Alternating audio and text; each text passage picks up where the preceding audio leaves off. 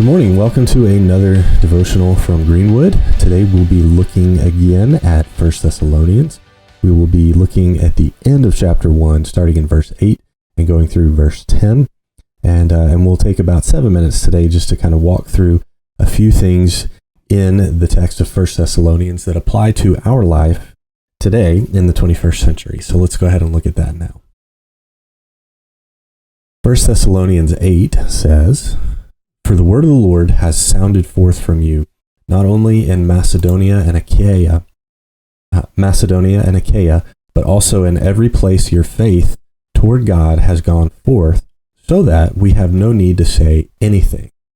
For they themselves report about us what kind of a reception we had with you, and how you turned to God from idols to serve a living and true God, and to wait for his Son from heaven, whom he raised from the dead, that is Jesus, who rescues us from the wrath to come." So there's really a couple of principles that you and I can observe within this text, and then apply those principles to our life today. And so let's kind of look at that. The first one being really found in verse 8 and 9, and that is that these people have told the story of Paul and Silvanus and Timothy coming to them and ministering among them. They've told that story so often and so frequently to different people that Paul and his companions, even in a different place, are now hearing that story from other believers about, oh yeah, you're the guys we heard about who did this in Thessalonica. And so they're in, as verse 8 points out here, they're in Macedonia and Achaia, and they've heard about this so much so that we have no need to say anything. And that's really cool. So in other words, the Thessalonians have told this story, have told the good news about what God has done to change them. They've told it so much that everybody in the area can tell the story. And so that's a principle that we can see here at work, is that these people told others what God had done in their life. And so you and I can apply that to our lives in the 21st century like this. We need to make sure that we share what God has done and is doing in our life, so that other people can take courage and enjoy benefit from that, but also so that somebody at church could meet someone out in the community, and they say, "Oh, do you know Justin?" And you could say, "Yeah, I know Justin. God's been doing this and this and worked in his life in these ways, and here's what's going on."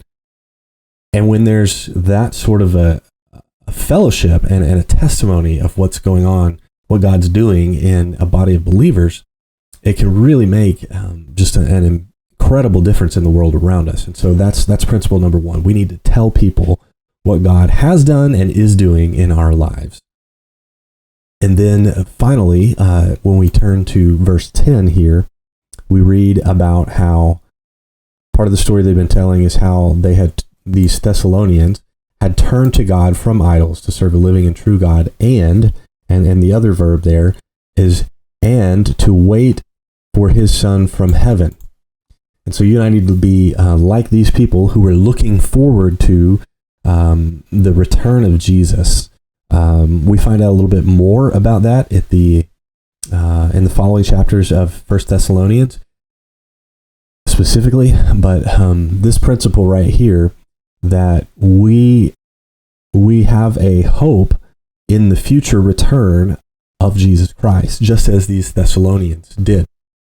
So instead of dwelling on the negative, instead of dwelling on the rough economy, instead of dwelling on what we don't have or what's not going well in our life, we can look forward to and take as certainty the idea that Jesus is coming back, that God will return to set up his earthly reign, and we can look forward with hope to the future, just as these people from Thessalonica were able to do. And so those are the two things that I really want to talk to you about today. First, tell people about what God's doing in your life. Secondly, look forward with hope to the day of Jesus Christ's return, because it will happen. It is promised in Scripture. And as we have seen in Scripture, looking backwards, we see how God fulfilled all of his prophecies, his promises to his people. And so you and I can look forward to the future and seeing those promises about Jesus' return and earthly reign happening here in the future. May not be within our lifetime. It wasn't in these people's lifetime, but it will happen at some point in the future, and we can look forward with hope. So I hope you'll do those two things this week, and I hope that you will join us again in the coming days, whether that's online or in person. We would love to have you at a small group, online or in person. We would love to have you join us in worship, whether online or in person, because really that's two of the big things that we ask for at Greenwood. The third one being that you serve in some way. And so if you're thinking, man, I'd love to serve, but I don't know how to do that, send me a message, just jallison@greenwoodbc.com. And I'll get back to you as quickly as possible about where you can serve, whether that's online or in person here on campus. All right, we'll see you again soon.